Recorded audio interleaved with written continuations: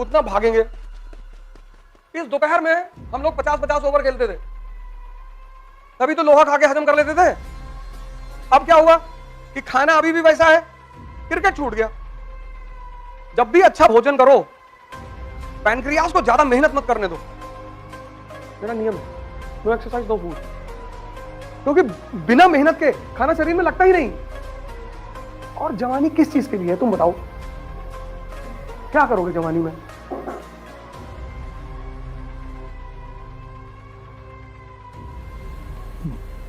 जय हिंद फ्रेंड्स।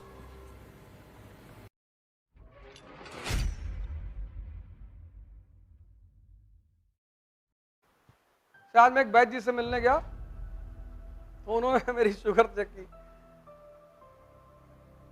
तो 82 आई, 82 है। अरे कितनी उम्र है आपकी? मैंने कहा 50 साल है। 82? नाश्ता नहीं किया था? मैंने कहा नाश्ते में मैंने जो है 10-12 लड्डू खाया और कुछ खाया नहीं है सर। 82? तो मेरे साथ ये फैजल भाई बैठे थे, कहीं 20 किलोमीटर चल के भी आ रहा है, कहने रहे जाइए। जब भी अच्छा भोजन करो, पैनक्रियास को ज्यादा मेहनत मत करने दो। ये तो तुम्हारी पैनक्रियाज हैं, इनको ज्यादा मेहनत मत करने दो, ये उम्र के साथ कमजोर होने लगती हैं। तो जब भी तुम एक नियम बना लो कि जब भी तुम देखो, जब तुम बचपन में अभी क्लास 9-10 में थे, कितना खेलते थे। इस दोपहर में हम लोग 50-50 ओवर खेलते थे, तभी तो लोहा खा के हजम कर लेते थे। अब क्या हुआ कि खाना अभी भी वैसा है, क्रिकेट छूट गया। तो धीरे धीरे वो पैनक्रियास पे जोर डाल रहा है कि नहीं डाल रहा है? तो वो कमजोर हो रही कि नहीं? बस तुम ये सिद्धांत बना लो कि मुझे अपनी पैनक्रियास को कष्ट नहीं देना है। जितना खाएंगे उतना भागेंगे, बस सिंपल। और मजा जीभ लेती है, भोगता पूरा शरीर है। और वॉक करने में जीभ को दर्द नहीं होता।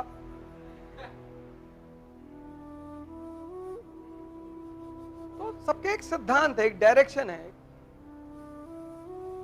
समझना, कोई रोग है तो क्यों हो रहा है, बस उसके कारण को तुम पकड़ लो। तो जहां कारण है वहीं समाधान है। किसी भी रोग को क्योर करने का सबसे अच्छा तरीका है कि आप ये जान लो कि ये रोग होता क्यों है।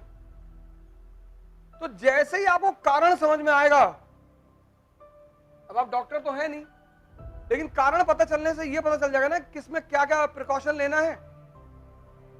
बस अब मैं जब मैं घूमने आया था उस वक्त 12 बज रहा था एग्रीकल्चर इंस्टीट्यूट में।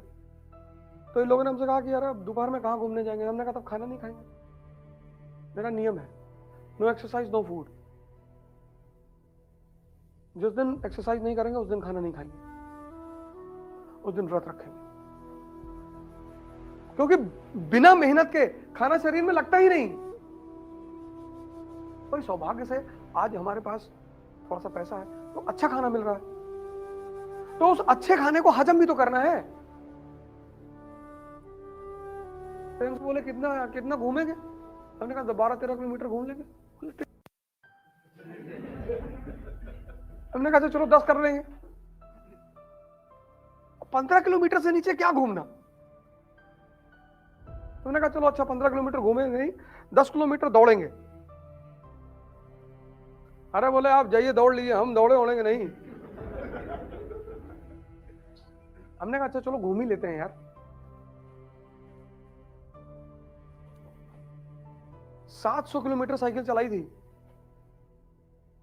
पिछले साल, 16 सितंबर से 26 सितंबर, कोरोना के पीक में, लखनऊ से दिल्ली। एक अटेम्प्ट बढ़वाने की मांग कर रहे थे आईएएस के लड़कों के लिए। 700 किलोमीटर साइकिल चलाई थी और मेरे साथ 15 लोग थे। 15 लोगों में 11 लोग 50 किलोमीटर के बाद लेट गए, और जितने लोग लेटे सबकी उम्र मुझसे 20 साल कम थी। लेट गए 50 के बाद, वो ना पहुंचते पहुंचते लेट गए, अब ना चला पाएंगे। हमने कैसे नहीं चलाओगे। एक भाटी जी हैं लोधी, उन्नाव के बड़े सुंदर और लाल लोधी, उन्नाव के अच्छे लीडरों में से हैं, बुजुर्ग आदमी है बेचारे। उन्हीं घर पे हम रुके थे। हम सुबह दूसरे दिन 5 बजे निकलना था हमें, तो उन्होंने हमसे कहा कि अरे ओझा जी 5 बजे मत निकलिए, क्योंकि आप लोग सत्याग्रह पे हैं तो पुलिस को आने दीजिए, तो बिना पुलिस के मत निकलिए आप, क्योंकि पुलिस आपकी वो कर रही है, फॉलो कर रही है आपको। तो अगर रास्ते में कुछ भी होता है तो पुलिस प्रशासन को जिम्मेदार होगी। तो बड़ा अच्छा राजनीतिक अनुभव दिया उन्होंने मुझे। तो बड़े प्यारे आदमी, सुबह अपना पूरा खाने पीने का व्यवस्था कराया। तो मैंने उनसे रात में कहा, मैंने कहा बाबूजी ऐसा करो 2 लाठी मंगवा दो। है क्यों? हमने कहा जितने लोग सुबह नहीं उठेंगे तुम आए का है, चले आए तुम, ऐसा सीन हम 700 किलोमीटर हम चला लेंगे। 11 लोग लेट गए रात में, और सबकी उम्र 22 साल 23 साल। मैं बाबूजी लाठी मंगवा दो। तो रात में हमको 2 लाठी मंगा के दी, लाठी रख दिया। हम कहे सो लो जितना देर सोना है, और 7 बजे हर आदमी को उठना है, और हर आदमी मुझे साइकिल पे मिलेगा, और भाग तुम सकते नहीं। अगर तुम सोचो कि हम बाहर निकल के बस पकड़ के भाग लेंगे, तब तुम दिल्ली में सोचो क्या होगा।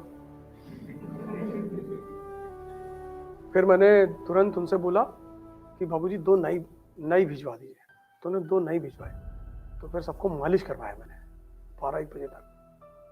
फिर सुबह थोड़ा थोड़ा धीरे धीरे चला, क्योंकि हमें उन्नाव के बाद कानपुर, और कानपुर से औरैया रनिया आना था। हमारा यही रूट था ना, हम लखनऊ से चले उन्नाव, उन्नाव से रनिया, और कानपुर में यहाँ के लीडर हैं प्रसपा के चौबे जी, चौबे करके हैं, बड़े सारे लीडर यहाँ भी हमारा कई सारा प्रोग्राम यहाँ भी हुआ था कानपुर में। तो आशीष चौबे, हाँ। तो रनिया, रनिया के बाद औरैया, औरैया के बाद इटावा, यही पूरा रूट था। और 70 किलोमीटर से नीचे कहीं साइकिल नहीं रोकी। और मार्च में फिर चलाने जा रहे हैं कश्मीर से कन्याकुमारी तक। और अगर तुम ये सब नहीं कर सकते तो यहां लिख लो, हम बुजुर्ग हैं, हम मरे हुए हैं। और चलाए का है साइकिल, बस उसकी एक छोटी सी वजह थी। एक लड़का मुझसे मिलने आया, गुजरात का। हमसे कहा सर जितना आप बोलते हो ना उतना करके दिखा दोगे तो मान लें आपको।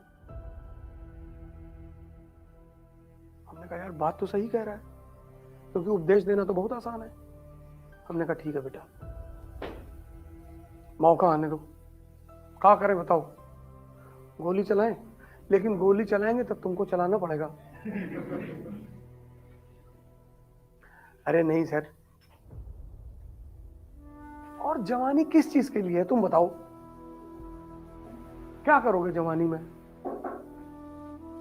हमने इनसे कहा खाना नहीं खाएंगे, अगर हमको 12-13 किलोमीटर घुमाओगे नहीं तो हम खाना नहीं खाएंगे। हमने इनसे कहा था सुबह 6 बजे आ जाना। अब सब 2-3-4 बजे तक सब लोग जगे, तो अब 6 बजे उठने का सवाल ही नहीं, लेकिन घूमना तो वही है। तुमने कैसा करो, कानपुर से चलो उन्नाव तक घूम आते हैं। कहे उन्नाव तक जाएंगे तो सेमिनार कब होगा? हमने कितनी दूर है? कहीं 40 किलोमीटर है। हमने कहा तब तो ज्यादा दूर है यार, इधर कहीं निकल लो, कानपुर के इधर चलो, चलो कहीं 20-25 किलोमीटर चलते हैं। तो अपने से हारते हो, अपने से।